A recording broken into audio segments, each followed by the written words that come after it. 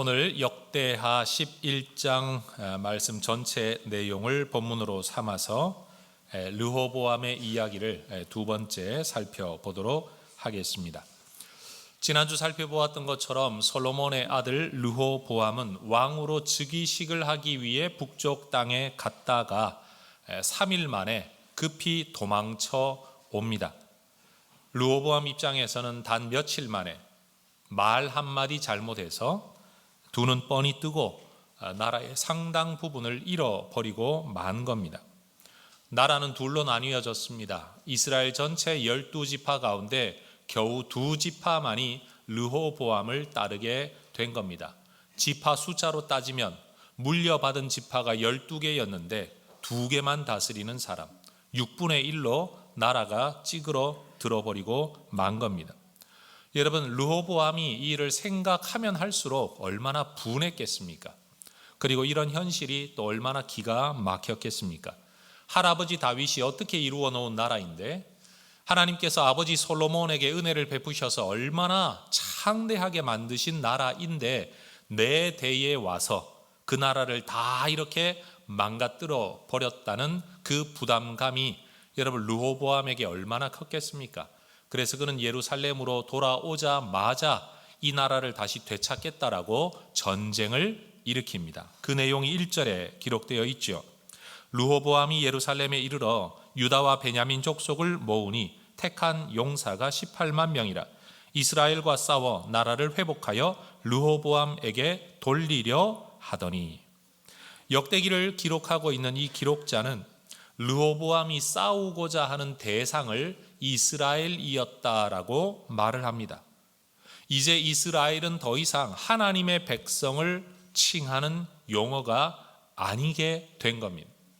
르호보암이 말 한마디 잘못하고 판단 한번 잘못함으로 여러분 야곱에게 원래 주어졌던 하나님과 겨루어 이긴 자라는 약속의 이름으로 일컬어지던 백성들이 이제는 족속으로 일컬어지고 이스라엘은 하나님의 백성들의 대적이 되고 말았습니다. 이들이 전쟁을 일으켜서 얻고자 했던 결과는 나라를 회복해서 르호보암에게로 돌리려는 것이었다. 또 기록자는 이렇게 말을 합니다. 아마 르호보암은 이 전쟁을 하나님의 전쟁이라고 말하고 싶었겠죠. 원래 하나님이 주신 한 나라를 배반하여 둘로 나눈 이 사람들을 응징하기 위한 성스러운 전쟁, 하나님의 전쟁, 명분 있는 전쟁으로 그는 말하고 싶었을 겁니다.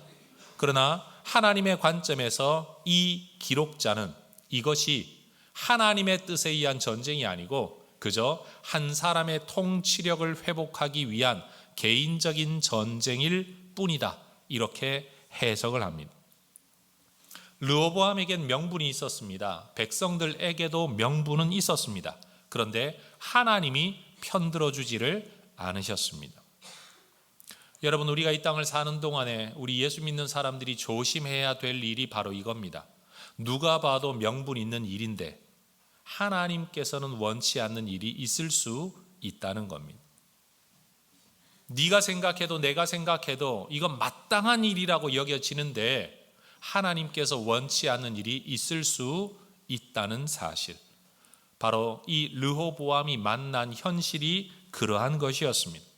전쟁을 시작하려는 르호보암과 그의 18만 명의 용사들, 군대 앞에 한 선지자가 나타나 이렇게 이야기합니다. 4절 말씀이죠. 여호와께서 이같이 말씀하시기를 너희는 올라가지 말라. 너희 형제와 싸우지 말고 각기 집으로 돌아가라. 이 일이 내게로 말미암아 난 것이라 하셨다 하라 하신지라. 자, 한번 따라해 볼까요? 올라가지 말라, 싸우지 말라, 돌아가라. 이게 하나님의 뜻이었습니다.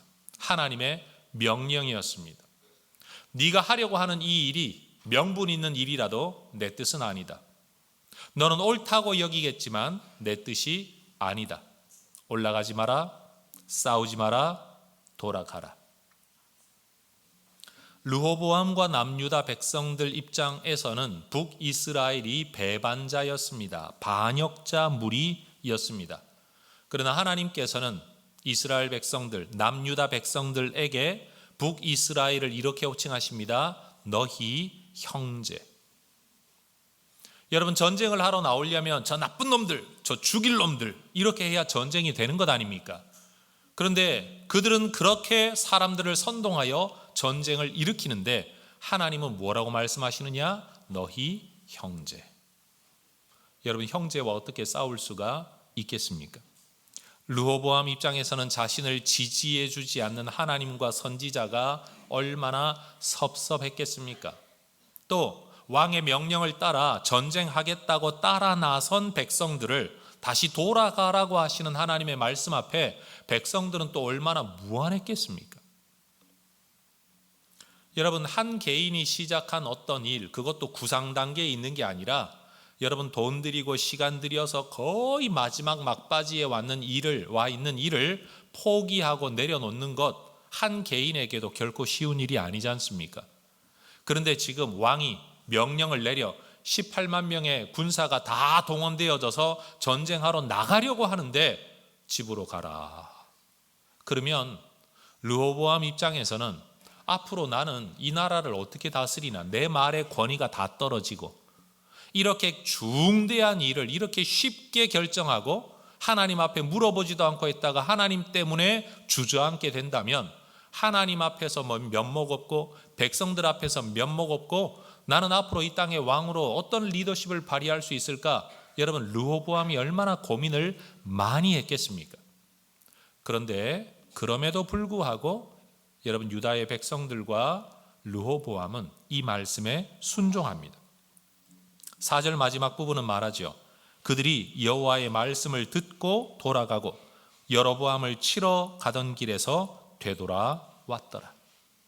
여러분, 르호보암이 비록 할아버지 다윗처럼 일생 동안 하나님을 구하는 마음이 없었고 아버지 솔로몬처럼 왕의 역할을 하기 전에 먼저 하나님께 나아가 예배하고 제사하고 은혜와 지혜를 구하는 사람은 아니었다고 할지라도 그는 선지자를 통해 선포되는 말씀 앞에 순종합니다. 억울한 마음을 해소하려고, 잃어버린 것들을 되찾으려고, 원래 아버지로부터 물려받았던 사명대로 살아가려고 추구했던 길에서 말씀 때문에 그 모든 것들을 내려놓고 돌아옵니다. 르호보암이 의도하지 않았던 잘못된 판단 때문에 나라가 둘로 나뉘어지는 것도 하나님의 섭리였지만 그때는 자기가 잘못하고 실수해서 그렇게 되어 하나님의 뜻이 이루어졌지만 지금은 그가 의도적으로 하나님의 뜻에 순종함으로 하나님의 섭리가 이루어져 가고 있는 겁니다. 여러분, 어떤 면에서 우리는 일생 하나님의 뜻을 따라 살기에는 참 부족한 사람들입니다. 그러나 르호보암의 이야기를 보면 실수했다가도 이렇게 돌이킬 수 있어야 한다는 것을 배우게 됩니다. 우리 삶에 주어지는 대부분의 문제들은 우리가 잘못 판단한 결과 또는 과도한 욕심에서 비롯된 결과일 때가 많습니다. 그런데 그것 때문에 주어지는 결과를 회복하려고 우리는 또 다른 잘못을 할 때가 많습니다. 예를 들어 여러분, 도박이나 또는 과도한 투자나 이런 일들을 통해 손해를 보고 억울함을 당한 사람들이 이게 내가 가야 할 길이 아니로구나, 하나님이 주신 삶의 건강함을 따라 내가 일상의 삶을 살아야 되겠다, 이렇게 돌이키기보다는 잃어버린 것 되찾겠다고 여러분 다시 달려드는 사람들이 참 많습니다. 하나님의 뜻이 그게 아닙니다라고 말을 해도 되찾으면 그만두겠다라고 생각하는 사람들이 참 많다는 겁니다. 도박하는 사람도, 주식 투자하는 사람도, 엉뚱한 일에 빠져 있는 사람들도 다 마찬가지입니다. 그런데 르호보암은 되찾고 그만두는 게 아니라 되찾기 전에 말씀 앞에 그냥 순종합니다. 여러분, 하나님의 말씀이 우리 삶의 우선순위가 되어야 된다라는 이 말을 여러분 실천적으로 보여주는 인물이 우리는 르호보암이라고 말할 수 있는 거죠. 그런 면에서 그가 우리가 본받아야 할 원래 믿음의 사람은 아니었지만 지금 이 모습만큼은 우리가 따라야 할 믿음의 모습이다 생각해 볼 수가 있는 거죠. 한번 따라해 보십시다. 욕심과 감정과 명분보다도 말씀 따라 살아가십시다. 그런 우리 모두가 될 수 있기를 소망합니다. 내 계획하던 것 주저앉히시더라도 여러분 하나님의 뜻이 있는 줄 믿고 포기할 줄 아는 사람 되면 얼마나 좋겠습니까? 두려워 나서지 못하고 있는데도 말씀이 앞서 나아가라 하면 하나님께 의지하여 나아갈 수 있는 사람들 되기를 소망합니다. 여러분 이제 르호보암은 잃어버린 10지파의 사람들과 땅을 되찾을 길이 없게 되었습니다. 왜냐하면 하나님이 원천적으로 막아버리셨기 때문에 그렇습니다. 이제 르호보암 남은 인생 그가 택할 수 있는 것은 내게 남은 2지파 그리고 그 땅을 가지고 살아가는 것 뿐입니다. 원래 물려받았던 것에서 6분의 1로 줄어들었습니다. 이것이 나의 분깃이라면, 내 몫이라면, 내 깜냥이라면 내가 이것을 받아들일 수밖에 없는 겁니다. 르호보암이 바로 이 결단을 합니다. 5절을 보십시오. 르호보암이 예루살렘에 살면서 유다 땅에 방비하는 성읍들을 건축하였다. 따라하십시다. 예루살렘에 살면서. 저는 이 구절을 읽으면서 이 구절이 단순한 역사 서술로 보이지 않고 굉장히 상징적이고 의미 함축적인 문학적 표현처럼 보여져요. 예루살렘에 살면서. 객관적 사실로는 여러분 아버지도 예루살렘에 살았습니다. 그러니 삶의 자리가 거기였다는 게 뭐 그리 중요한 표현이겠습니까마는 저는 이 구절이 이렇게 이해되어지는 거죠. 예루살렘, 내게 남은 삶의 터전을 기반으로 삼아서 그 이상의 것을 탐내지 않으며 그 이상의 것에 미련 두지 않으며 내게 주어진 이 땅 예루살렘, 여전히 나를 왕으로 받아주는, 여전히 내 사명이 남아있는 이곳에 살면서 그는 왕으로 해야 할 일을 합니다. 방비하는 성읍들을 건축합니다. 아버지 때에 그 광활한 영토와 막강한 군사력과 경제력으로 여러분 지켜냈던 나라가 이제 두 쪽 나고 여러분 이제는 더 이상 전 세계 앞에 큰 소리 칠 수 있는 나라가 되지 못하니 그는 남은 것이라도 지키겠다 생각을 하며 여러분 요단강을 따라서 여러분 동쪽으로 접경 지역에 남쪽으로 애국과의 접경 지역에 또 서쪽으로 해안에 여러 성읍들을 쌓아갑니다. 그게 바로 르호보암이 했던 일입니다. 11절도 말하죠. 르호보암이 그 방비하는 성읍들을 더욱 견고하게 하고 지휘관들을 그 가운데 두고 양식과 기름과 포도주를 저축하고 12절 모든 성읍에 방패와 창을 두어 매우 강하게 하니라. 유다와 베냐민이 르호보암에게 속하였더라. 여러분 예루살렘에 살면서 해야 할 일을 열심히 하고는 있지만 성경 기록자는 마지막에 뭔가 의미 있는 말을 남깁니다. 유다와 베냐민만이 르호보암에게 속하였더라. 12지파 가운데 단 2지파만이 그에게 남아 있었다. 성도 여러분, 잃어버린 것 때문에 안타까워하면서 오늘을 탄식하고 오늘의 삶을 제대로 살지 못하는 분들이 종종 있습니다. 어떤 분들은 미래에 대한 꿈과 비전과 이루고 싶은 결과를 기대하고 있는데 그게 이루어지지 않아서 탄식하는 분들도 있습니다. 여러분 하나님께서 원하시면 여러분에게 주실 겁니다. 때가 되면 주실 겁니다. 주실만 하면 주실 겁니다. 그런데 아직 얻지 못했다면 이미 가진 것으로 살아야 합니다. 손에 쥐었던 것을 놓쳐버리고 난 뒤에 또는 잃어버리고 난 뒤에 더 심각하게는 빼앗기고 난 뒤에 여러분 그것 때문에 오늘 내게 남아있는 것 주어져 있는 것을 살아가지 못하는 분들이 있지 않습니까? 사업에서 원하는 결과를 얻지 못한다는 이유 때문에 가족과의 삶을 살지 못하는 분들, 내가 원하는 결과가 이루어지지 않고 내가 원하는 열매가 내 삶에 주어지지 않는다는 이유 때문에 오늘 내가 하나님을 기뻐하며 함께 교제하며 살아야 할 이 신앙생활을 버려버리고 또는 이것을 망가뜨려 버리는 사람들이 우리 주변에는 제법 많다는 겁니다. 여러분 잃어버린 것 또는 아직 주어지지 않은 것 때문에 오늘을 포기하는 인생 얼마나 안타깝습니까?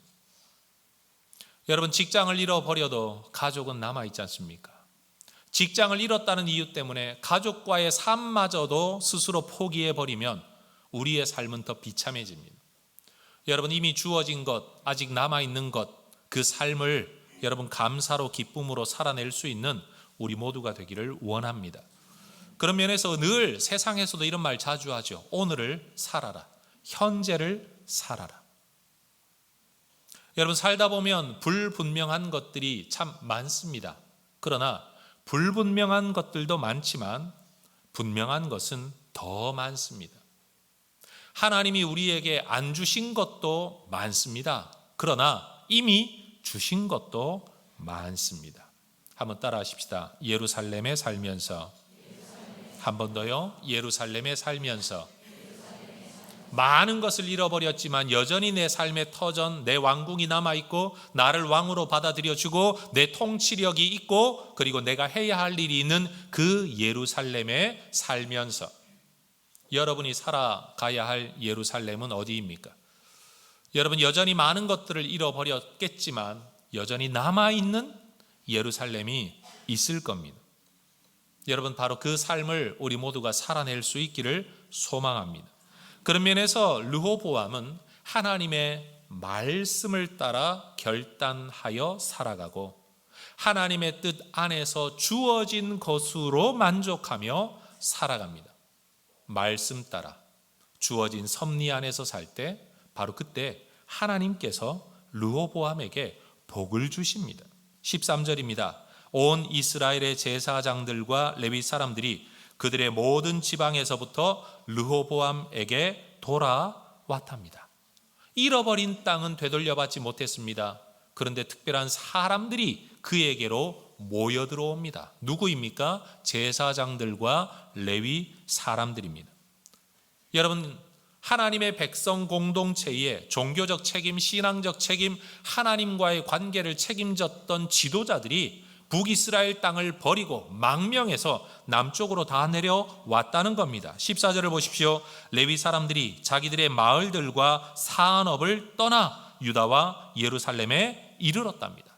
자기 삶의 터전과 기반을 버리고 남쪽으로 내려오는 겁니다. 왜 왔습니까? 이는 여로보암과 그의 아들들이 그들을 해임하여 여호와께 제사장의 직분을 행하지 못하게 하고 여로보암이 여러 산당과 순념소 우상과 자기가 만든 송아지 우상을 위하여 친히 제사장들을 세웁니다. 여러분, 여로보암이 하나님의 율법에 근거하여 하나님이 선택한 레위 지파 사람들을 종교인에서 전부 해임시키고 쫓아내고 그리고 자기 마음에 맞는 사람들을 종교인으로 세웠다는 겁니다. 설 자리를 잃어버리고 자기 사명을 잃어버리고 여러분 정말로 억울한 일을 당한 사람들이 르호보암에게로 몰려 내려온 겁니다. 여러분, 이때의 일을 열왕기 성경은 좀 더 자세하게 기록합니다. 여로보암이 도대체 무슨 일을 했기에 이렇게 사람들이 많이 북이스라엘을 떠나 남유다로 망명을 했던 걸까? 열왕기상 12장 25절에서 33절에 보면 여로보암이 했던 일을 이렇게 기록합니다. 한번 교독해 보겠습니다. 제가 먼저 25절 읽습니다. 여로보암이 에브라임 산지에 세겜을 건축하고 거기서 살며 또 거기서 나가서 분우엘을 건축하고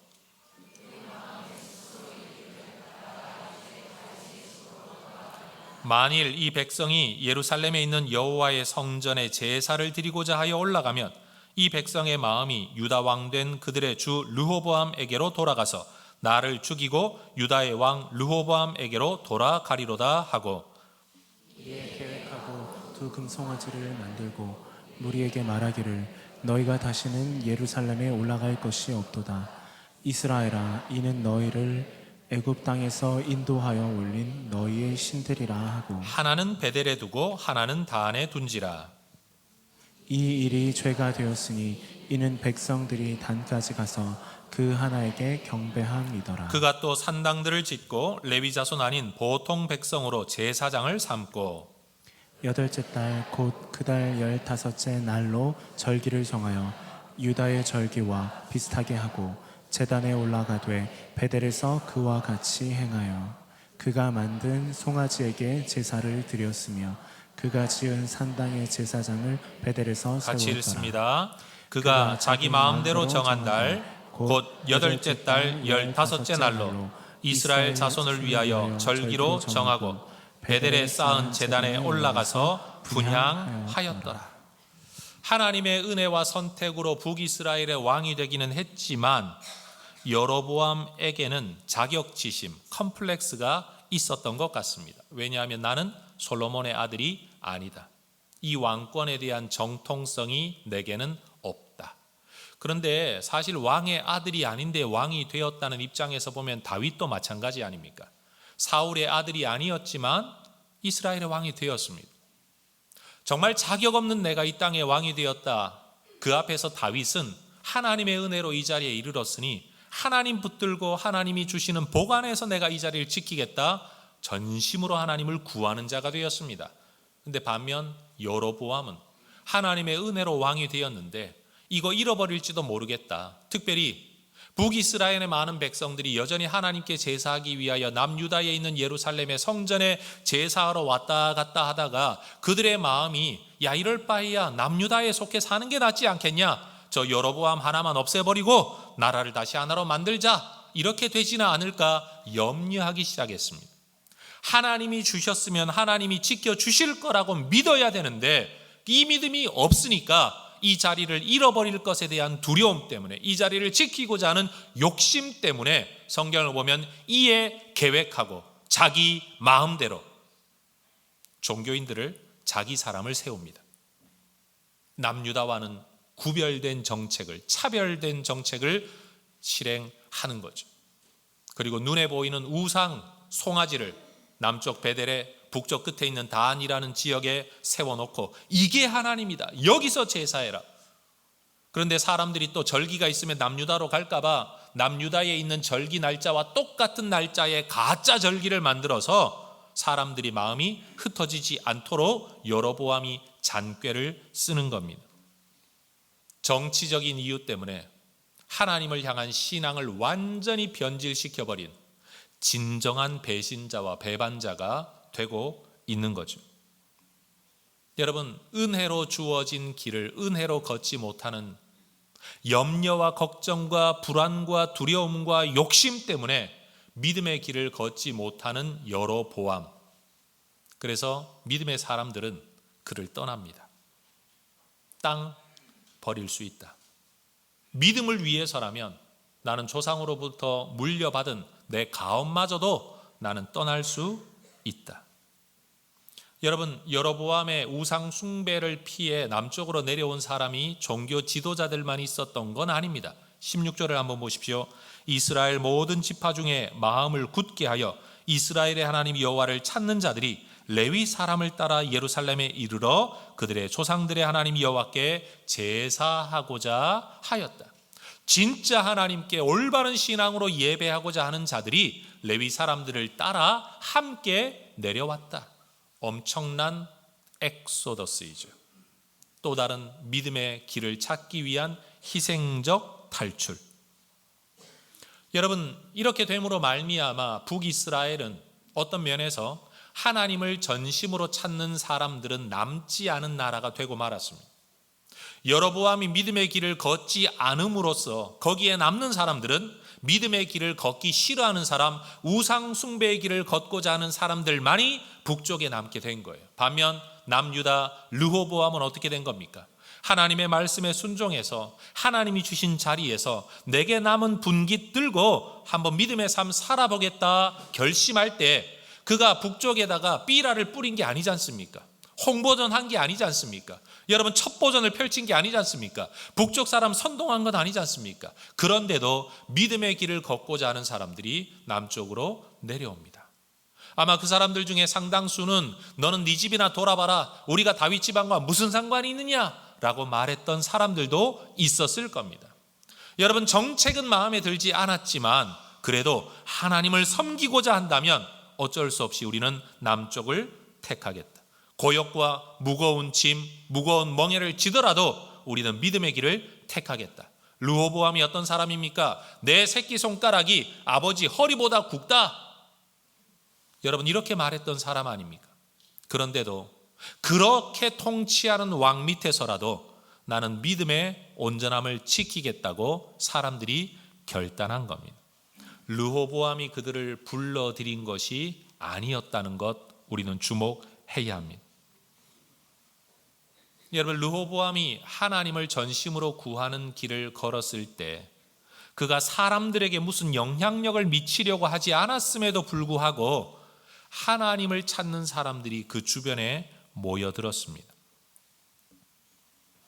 자기는 주어진 자리를 지키며 해야 할 일을 했던 것뿐인데 하나님의 사람들이 그에게로 찾아왔습니다. 나라의 크기 줄어들었습니다. 인구 숫자도 줄어들었습니다. 그러나 사람들은 진정한 하나님의 백성의 정통성은 여기에 있다고 르호보암을 인정해 준 겁니다. 이제는 남쪽 유다만이 진정한 의미에서의 이스라엘이 된 겁니다. 여러분, 가짜 종교인들은 아무 고민 없이 가짜 종교의 길을 따라갔지만 진짜 신앙인들은 가짜 종교에 속지 않았습니다. 한번 따라해 볼까요? 가짜는 진짜를 이끌 수 없습니다.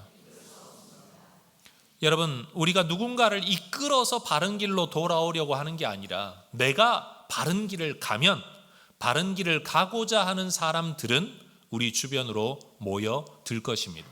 친구를 보면 그 사람을 안다는 말이 이런 뜻 아닙니까? 유유상종이라는 말이 이런 말 아니겠습니까?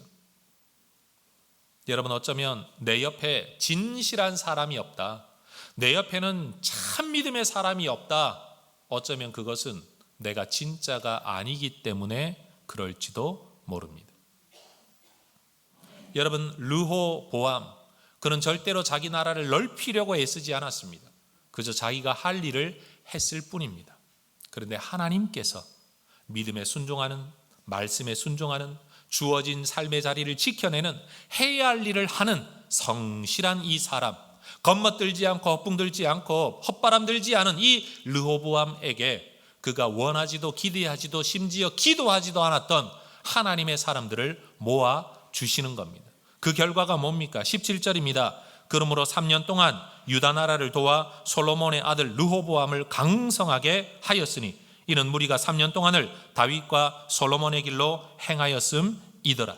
여러분, 르호보암이 그들을 받아주었다라고 성경이 말하지 않고 몰려든 그들이 르호보암을 강성하게 했답니다. 안타까운 건 이게 3년만 지속되었다는 사실이에요. 만약 그가 3년이 아니라 일생 동안 하나님을 구하였다면 하나님은 그를 일생 동안 강하게 하셨을 텐데 그가 하나님을 구하는 동안, 3년을 구하는 동안 하나님은 그 3년에도 강성하게 하셨다는 겁니다. 하나님은 솔로몬의 삶을 견고하게 하시고 이것을 크게 창대하게 하셨습니다. 르호보암은 3년을 믿음의 길을 사는 동안 하나님이 그것을 견고하게 하셨습니다. 그런데 3년 안에는 창대해지기가 힘들었습니다. 만약 그가 일생을 하나님을 찾았다면 그의 견고함의 기반 위에 여러분 그 작은 남유다 땅을 우리 하나님은 또 창대하게 하셨을 거라고 저는 믿습니다. 여러분, 잠깐 믿음의 길을 걷는 게 아니라 일생을 믿음의 길을 걸어서 하나님이 여러분을 견고하게 하실 수 있는 시간, 또 그것을 일생 동안 창대하게 하실 수 있는 시간을 여러분이 확보할 수 있기를 축복합니다. 여러분, 그것이 바로 성경이 우리에게 이야기하고 있는 믿음의 길과 그 믿음의 길에서 주어지는 하나님의 은혜입니다. 하나님의 은혜를 구하는 자에게 하나님의 은혜가 임하고 하나님의 은혜가 임한 그곳에 하나님의 은혜를 찾는 사람들이 모여드는 거죠. 말 그대로 떡이 있는 곳에 떡 찾는 사람들이 모여드는 것처럼이요. 죽음이 있는 곳에 독수리가 모여드는 것처럼 하나님을 구하는 사람은 누구를 찾느냐? 하나님을 구하는 지도자, 하나님을 구하는 공동체, 하나님을 함께 구할 수 있는 친구와 동료와 자리를 찾고 있다. 저는 이 시대에도 여러분 진리를 찾고 하나님을 찾는 사람들이 이 교회 바깥에도 많이 있다고 믿습니다. 저는 그 사람들이 정말 하나님을 찾을 때 여러분 모양만 교회, 무늬만 교회가 아니라 진짜 하나님을 찾는 공동체로서의 교회, 우리 혜성교회를 찾게 되는 날이 있게 될 줄로 확신합니다. 그러니 여러분, 세상에 대하여 우리가 뭘 할까를 염려하기 이전에 우리가 더 전심으로 하나님 앞에 믿음의 길을 걸어가면 주께서 은혜를 베푸실 것이다. 저는 이 본문을 읽으면서 사도행전의 이야기를 생각했습니다. 여러분, 사도행전에 보면 제자들이 복음을 전하기는 했지만 그들이 하나님 앞에 기도하고 하나님의 기적 가운데 살아가고 하나님의 은혜 가운데 살아갈 때 여러분, 사람들이 그들에게 몰려들었습니다. 진정한 하나님 나라의 부흥이죠. 여러분, 선물 주어 사람을 끌어온 게 아니라 내가 하나님의 은혜로 부유할 때 하나님의 은혜를 구하는 자들이 그들에게 모여들었던 사도행전의 교회처럼 이 시대의 르호보암, 짧은 3년의 기간이지만 하나님의 은혜 가운데 사람들이 그에게 모여든 겁니다. 여러분, 우리 교회가 이런 교회가 되기를 원합니다.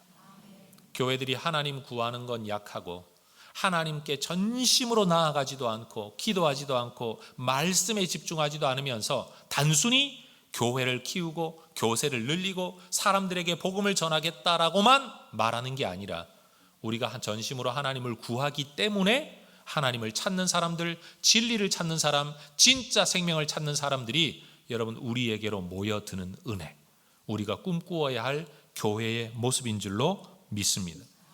어찌되었던 이 르호보암의 강성함은 여러분, 자녀의 번성함에서도 나타납니다. 여러분, 고대 사회에서는 자손이 많고 가족이 많은 게 복받은 증거 아닙니까? 그러니 여러분, 성경도 그 관점에서 르호보암의 삶을 서술하죠. 그는 부인이 18명이나 있었고 첩이 60명이나 있었습니다.